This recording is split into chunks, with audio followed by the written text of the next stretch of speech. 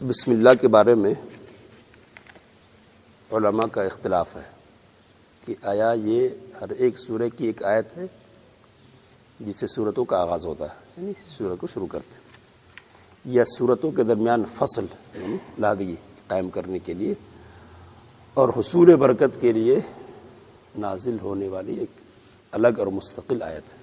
اختلاف ہے کیا سورہ کی ایک آیت ہے نا جس سے سورہ کا آغاز ہو رہا، یا پھر سورہ کی آیت تو نہیں ہے لیکن بلکہ بیچ میں ایک علیحدگی کرنے کے لیے یہ ایک سورہ ہے، بیچ میں فرق کرنے کے لیے بسم اللہ لایا گیا۔ یہ اختلاف ہے علماء کا، کہہ رہے یہی دوسرا موقف پسندیدہ ہے، کیا الگ کرنے کے لیے لایا گیا، ہر سورہ کی آیت نہیں ہے، ٹھیک ہے۔ جبکہ متفقہ طور پر یہ سورہ نمل کی ایک آیت کا جز ہے، سورہ نمل کی ایک آیت نہیں ہے، آیت کا ایک حصہ ہے، ایک حصہ ہے، وَأَنَّهُ مِن سُلَيْمَانَ وَأَنَّهُ بسم اللہ الرحمن الرحیم، تو آیت پوری نہیں ہے بسم اللہ، کیا کہتے سورہ نمل کی ایک آیت، تو یہ بات صحیح نہیں ہے، سورہ نمل کی ایک آیت کا جز ہے، ٹکڑا ہے۔ اور سورہ انفال و توبہ چونکہ اپنے مضامین کی یکسانیت کی بنا پر ایک سورہ کے حکم میں مضمون جو اس میں ہے، جو باتیں بتائی گئی ہیں دونوں میں ایک ہی قسم کی ہے، تو اس لیے دونوں کے بیچ میں بسم اللہ نہیں لگا۔ سورہ توبہ میں بسم اللہ نہیں شروع، جانتے ہیں نا، سورہ توبہ میں بسم اللہ نہیں ہے، تو اس کی وجہ کیا ہے؟ تو حدیث کی روشنی میں یہی وجہ ہے سر۔ بعض دوسری باتیں بھی کہی گئی ہیں کہ مضمون چونکہ سورہ توبہ کا رحمت ڈرانے کا ہے، غیظ و غضب کا ہے، اس لیے بسم اللہ الرحمن جس میں رحمت وغیرہ کا اظہار ہے اس لیے نہیں لایا گیا، لیکن زیادہ صحیح بات یہ ہے کہ مضمون میں یکسانیت ہے چونکہ اس لیے نہیں لایا گیا۔ جو انفال میں مضامین ہیں، جو باتیں بتائی گئی ہے وہی بات تقریباً سورہ توبہ میں بھی بتائی گئی، صحیح بات یہ روایت ہے اس سلسلے میں موجود۔ اب یہ کہ غیظ و غضب کی بات اس لیے رحمت کی بات نہیں ہوگی، تو بات ظاہری طور پہ سمجھ میں آتی ہے، لیکن اللہ کا غضب بھی اللہ کی رحمت لیے ہوئے ہے، ہم نہیں سمجھے اس کو، ہے کہ نہیں؟ ہاں یہ ہو گیا ایک سورہ کے حکم میں۔ سورہ توبہ کی ابتدا میں بسم اللہ کے ذکر نہ کرنے پر بھی علماء کا اتفاق ہے، نہ کرنے پر، یعنی سورہ توبہ کے شروع میں بسم اللہ نہیں پڑھیں گے، اس پر کیا ہے؟ علماء کا اتفاق ہے۔ اب یہ کہ یہ دونوں صورتوں کو ایک کس نے کیا، ایک سوال ہے، تو ہم تو ظاہر طور پہ یہ سمجھیں گے کہ نبی صلی اللہ علیہ وسلم کے زمانے میں ایسا ہے، نبی صلی اللہ علیہ وسلم ایسا کر کے گئے، تو نبی صلی اللہ علیہ وسلم کا کام نہیں ہے، یہ حضرت عثمان رضی اللہ تعالیٰ عنہ کے دور میں ہوا، جبکہ قرآن مجید کو پورے ایک مصحف کی شکل دے دیا گیا، ایک مصحف یعنی ایک کتاب کی شکل، ایک کتاب کی شکل قرآن مجید کی نہیں تھی پہلے، نبی صلی اللہ علیہ وسلم کے زمانے میں بالکل بکھری ہوئی حالت میں قرآن مجید تھا، چند آیتیں کسی جگہ لکھی ہوئی ہے، کچھ آیتیں کچھ جگہ لکھی ہوئی ہے۔ حضرت ابوبکر کے زمانے میں ان کو سورتوں کی شکل میں مرتب کرتے، ایک سورہ کی یوں سمجھے ایک کتاب، ایک سورہ کی ایک کتاب، سورتوں کی ترتیب نہیں قائم کی گئی۔ حضرت عثمان کے زمانے میں ایسا کام ہوا، کیوں ہوا؟ تو وہ جو مصاحف ترتیب دیے گئے تھے، مصاحف صحیفے حضرت ابوبکر رضی اللہ تعالیٰ عنہ کے دور میں، تو ایک ایک سورہ الگ ہے، تو جس طرح سورہ الگ الگ ہے ایک نہیں ہے، اسی طرح 7 قراتوں پر پڑھنے کا تھا وہاں، 7 قرات مطلب زیر زبر کا فرق ہوتا ہے، واحد جمع وغیرہ کا فرق، معنی میں تو کوئی تبدیلی نہیں ہوتی ہے، تو فرق تھا۔ حضرت عثمان کے زمانے میں جو فتوحات کا دائرہ بہت وسیع ہو گیا، اسلامی حکومت بڑی، عجمی علاقوں میں پہنچ گیا اسلام، تو اب عرب و عجم میں فرق تو ہوگا عثمان کے اعتبار سے، تو اب یہ لہجے کا جو فرق ہے اب اس کی بنیاد پہ لڑائی شروع ہو گئی، اختلاف، معنی میں کوئی تبدیلی نہیں ہو رہی ہے، لیکن ہم نے اب جیسے مثال کے طور پر تمت کلیمت ربک، تو اس کی ایک قرات ہے تمت کلیمات ربک، کلمہ کی جمع کلیمات، معنی میں کوئی تبدیلی نہیں ہو رہی ہے نا، تو کلمہ کہو یا کلمات کہو ہے تو، لیکن ہم نے کلمہ یاد رکھا ہے تو ہم تو یہی ہے، آپ نے کلمات یاد رکھا ہے، آپ کہیں گے کہ نہیں یہ صحیح ہے، تو اس بنیاد پہ جھگڑے کی نوبت آ گئی، اختلاف کی نوبت۔ حضرت حذیفہ رضی اللہ تعالیٰ عنہ حضرت عثمان کے پاس آئے اور بتایا کہ اس طرح کی صورت حال ہے، قبل اس کے کہ ہماری امت محمدیہ صلی اللہ علیہ وسلم یہود و نصارہ کی طرح گمراہ ہو جائے، اس سے پہلے اس کو بچا لیجیے، قرآن مجید کی حفاظت کا سامان کر دیجیے تاکہ اختلاف کا دائرہ وسیع نہ ہو جائے۔ تو حضرت عثمان نے حضرت زید بن ثابت رضی اللہ تعالیٰ عنہ کو، جو پہلے کام کر چکے تو انہیں کو حکم دیا اور مزید 4 لوگوں کو، ان کے 3 لوگوں کو ساتھ میں لگا، 4 لوگوں کو متعین کیا کہ آپ ایک جگہ کر دو اور 7 قراتوں کی جگہ 1 قرات رکھو۔ کون سی قرات ہوگی؟ تو قریشی کی قرات۔ تو اس طرح کیا اور پھر سب کو جمع کر دیا۔ تو یہ جو صورتوں کی ترتیب ہے یہ کس نے قائم کی ہے؟ حضرت عثمان کے زمانے میں زید بن ثابت اور ان کے اصحاب نے، عبداللہ بن زبیر ہیں اس میں اور 2 اور صحابی ہیں، ٹھیک ہے۔ اور کہا تھا کہ اگر اختلاف ہو جائے کسی قرات میں تو قریش کی قرات کے مطابق رکھنا، اس لیے کہ قرآن مجید کا نزول اصلاً قریش کی لغت پر، ان کے لہجے پر ہوا ہے، ٹھیک ہے۔ تو بسم اللہ سورۃ توبہ میں نہیں ہے، کس نے رکھا؟ نہیں رکھا، یہ ان اصحاب نے حضرت عثمان کے زمانے میں، نبی صلی اللہ علیہ وسلم کے زمانے میں وضاحت نہیں کی گئی تھی اور بتایا نہیں گیا تھا، تو اس لیے اپنے طور پر اجتہاد کرتے ہوئے ایک کر دیا گیا، ٹھیک ہے۔ چلیے، بسم اللہ میں با حرف جر، حرف جر پڑھ چکے تو مزہ آتا، پڑھنے میں مزہ ہے کہ نہیں؟ تو بسم اللہ میں با حرف با، جیسے من ہے اسی طرح با بھی ایک حرف جر ہے۔ حرف جر استعانت کا ہے، استعانت مدد حاصل کرنے کے لیے ہے نا، میں اللہ کے نام سے مدد چاہتا ہوں، استعانت کے لیے آتا، مختلف معنوں کے لیے آتا با حرف جر، تو اس میں ایک معنی استعانت کا ہے، یعنی بسم اللہ کہہ رہے مطلب استعینوا بسم اللہ، میں اللہ کے نام کے ذریعے سے کیا چاہتا ہوں؟ مدد چاہتا ہوں، جو کہ ایک ایسے محذوف سے متعلق ہے جسے بعض نے فعل تو بعض نے اسم مانا ہے۔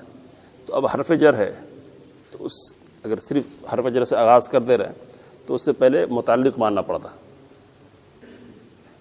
حرف جر کسی کا متعلق ہے، کسی سے جڑا ہوا ہوتا ہے نا، تو اب وہ جس سے جڑا ہوا ہے یہ حرف جر وہ کیا ہے؟ فعل ہے یا اسم ہے؟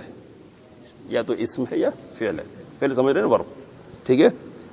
دونوں صورتوں میں صورتیں درست اور متقارب ہیں، یعنی اسم مانے تب بھی بات برابر ہے اور فعل مانے تب بھی بات برابر، کوئی اختلاف کی بات نہیں ہے، کیونکہ قرآن کریم میں دونوں کی نظیر موجود ہے، یعنی دونوں کی مثال موجود ہے، ورب سے متعلق کرنے کی مثال بھی موجود ہے اور نون سے متعلق کرنے کی بھی مثال موجود ہے۔ فعل مقدر ماننے کی دلیل سورہ علق کی پہلی آیت ہے، فعل اقرأ بسم ربک کہہ رہے ہیں نا، تو کیا کہیں گے؟ بسم اللہ، ہم جب قرآن مجید پڑھ رہے ہیں تو بسم اللہ الرحمن الرحیم کا مطلب کیا؟ اقرأ بسم اللہ الرحمن الرحیم، میں اللہ کے نام سے پڑھ رہا ہوں۔ اللہ کے نام سے کیا کر رہے ہیں آپ؟ سوال ہے کہ نہیں؟ تو متعلق کس سے ہو رہا ہے؟ تو جو کام شروع کرنا چاہ رہے ہیں اس کو جوڑیں گے، اس ورب کو، سمجھ گئے؟ اب لکھنے جا رہا ہوں میں تو بسم اللہ الرحمن، اکتب بسم اللہ، ٹھیک ہے۔ کھانے جا رہا ہوں، بسم اللہ کیا میں نے تو اکلو بسم اللہ، اللہ کے نام سے کھانے جا رہا ہوں، تو یہاں کیا ہے؟ پڑھنے کا مسئلہ ہے قرآن مجید، تو کیا ہے یہاں؟ اقرأ، ٹھیک ہے۔ تو اس کی مثال اور اسم محذوف ماننے کی دلیل سورہ ہود کی 41ویں آیت، بسم اللہ مجریہا، تو مجریہا چلنا نون ہے، ذرا نون میں انگلش اور عربی میں فرق ہے، اس کو ذہن میں رکھیں۔ تو بسم اللہ مجریہا، اللہ کے نام سے ہی اس کا چلنا ہے، اس کا کشتی کا، حضرت نوح علیہ السلام کشتی پہ سوار ہوئے تھے نا، تب انہوں نے پڑھا تھا یہ، اس کشتی کا چلنا کیا؟ اللہ کے نام سے، تو چلنا کیا ہے؟ یہ نون ہے عربی میں، ورب نہیں ہے، ٹھیک ہے۔ تو چلنا، بسم اللہ اللہ کے نام سے چلنا، تو یہ کس سے متعلق کر رہے ہیں؟ نون سے متعلق کر رہے ہیں، مجرا سے، ٹھیک ہے۔ با کے متعلق کو مؤخر ماننا بہتر ہے، با کے متعلق کو مؤخر ماننا، بعد میں ماننا، بسم اللہ اقرأ، مؤخر مانیں گے، پہلے اقرأ بسم اللہ نہیں مانیں گے، بعد میں مانیں گے، کیوں؟ کیونکہ اسم تقدیم کا زیادہ مستحق ہے، یعنی اللہ کا نام کیا ہے؟ زیادہ مستحق ہے کہ اس کو آگے رکھا جائے، سمجھ گئے نا۔ نیز جار مجرور کی تقدیم سے حصول برکت کے لیے اللہ کے باعزت نام کی خصوصیت ثابت ہوتی ہے۔ اب ایک گرامر کی بات ہے یہ، جس کو بعد میں لانا چاہیے اس کو پہلے کر دیتے ہیں، تخصیص کا معنی پیدا ہو جاتا ہے اس میں. کیا ہو جاتا ہے؟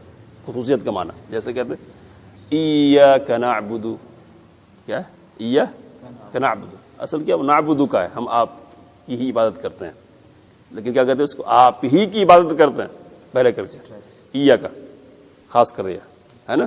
تو اسی طرح بسم اللہ، اللہ ہی کے نام سے ہو جائے گا وہ، سمجھ گئے؟ یعنی برکت حاصل کس سے کرنا؟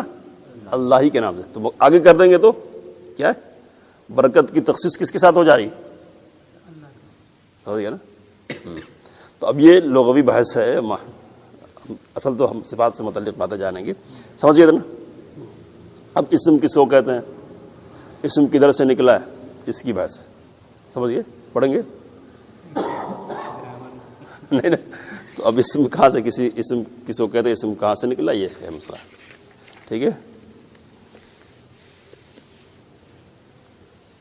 اب ایک مسئلہ یہ ہے، اسم ہے اور مسمى ہے جس کا نام رکھا گیا.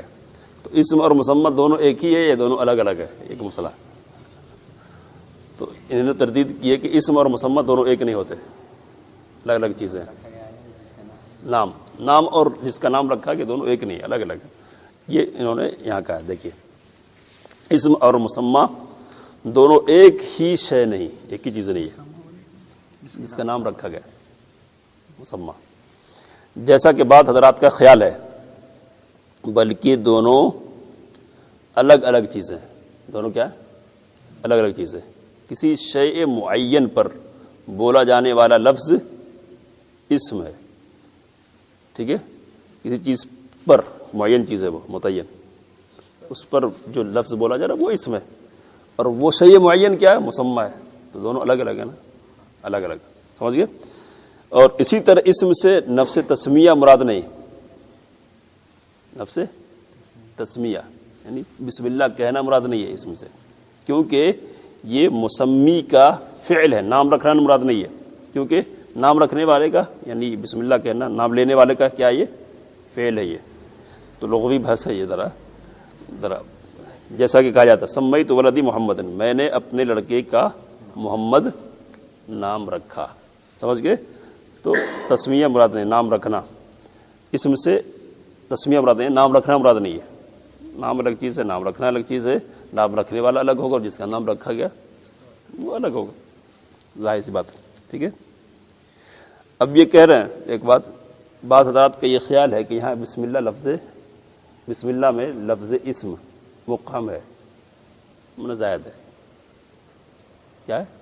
مقام مطلب اختیار، کیونکہ استعانت اللہ سے کی جاتی ہے. مدد کیا ہے؟ اللہ سے حاصل کی جاتی ہے نا، نہ کہ اللہ کے نام سے. تو اس لیے ایک رائے کیا ہو رہی ہے کہ بسم اللہ مطلب باللہ. اسم کیا ہے؟ زینت کلام کے لیے کہ یہ ہے، وہ خوبصورتی کے لیے زائد ہے وہ، نہ کہ اس کے اسم سے. تو کہہ رہے یہ سراسر بے بنیاد بات ہے، یہ غلط ہے، مقام کرنے کی ضرورت نہیں. کیونکہ یہاں اللہ کے بابرکت اسم کو زبان سے ادا کرنا مقصود ہے، جیسا کہ قرآن میں سبح اسم ربک الاعلی. تو اسم زائد نہیں ہے، نام ادا کرنا ہے. ٹھیک ہے. یعنی اپنے رب کے نام کو زبان سے ادا کرتے ہوئے اس کی تسبیح بیان کرو. تو نام کو زبان سے ادا کرنا ہے. اس کا مفہوم ہے اللہ تعالیٰ کے نام کے تذکرے سے ابتدا کر کے برکت حاصل کرنا. بسم اللہ کا مطلب کیا ہوا؟ اللہ کے نام کے تذکرے سے برکت حاصل کرنا. ٹھیک ہے. تو اللہ کے نام کے تذکرے سے برکت جب حاصل کرنا ہے نام سے، تو پھر 786 لکھتے ہیں نا لوگ، ہوگی برکت حاصل ہوگی. برکت کس وجہ سے؟ اللہ کے نام کی وجہ سے ہے نا. تصور کی بنیاد پر نہیں ہے وہ نام ذکر کر کے. تو 786 میں کہاں سے ذکر ہو رہا ہوگا؟ نہیں ہوگا. تو برکت حاصل نہیں ہو سکتی، دھوکہ ہے. اتنا سمجھ لیجیے آج. ٹھیک ہے. اب کل لفظ اللہ کی تحقیق ہے، ذرا جان لیں گے. اچھا ہے وہ، اس میں اسم کے بارے میں زیادہ جان لے اچھا ہی ہے تھوڑا، لیکن اللہ کیا ہے، اس کی حقیقت کیا، کدھر سے نکلا، یہ تو جاننا اچھا ہے. کیوں؟ اس لیے کہ اللہ ہی سب کچھ ہے کہ نہیں. کل انشاءاللہ